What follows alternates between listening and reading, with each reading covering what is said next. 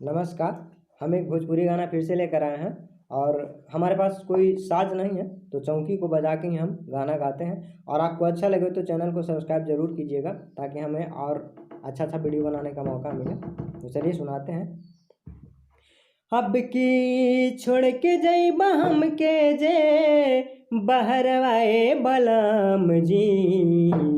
अब की छोड़ के जइबा हमके जे बहरवाए बलम जी। हमरा के पेठा दनई हरवाए बलम जी। हमरा के पेठा दनई हरवाए बलम जी। अब की छोड़ के जइबा हमके जे बहरवाए बलम जी। हमरा के पेठा दनई हरवाए बलम जी।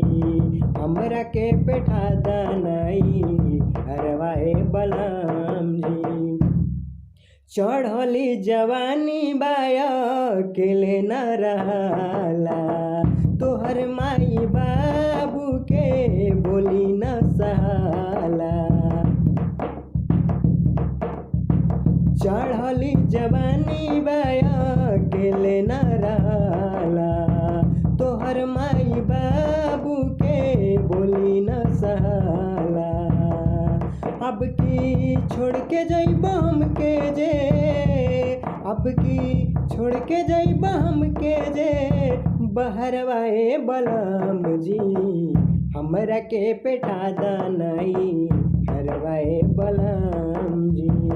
हमरा के पेठा दनई हरवाए बलम जी। तो आपको अगर अच्छा गाना लगा हो तो चैनल को सब्सक्राइब जरूर कीजिएगा, ताकि हमें आगे सपोर्ट मिले। हमें आपके सपोर्ट की ज़रूरत है, आप सपोर्ट कीजिएगा तो हमें अच्छा लगेगा।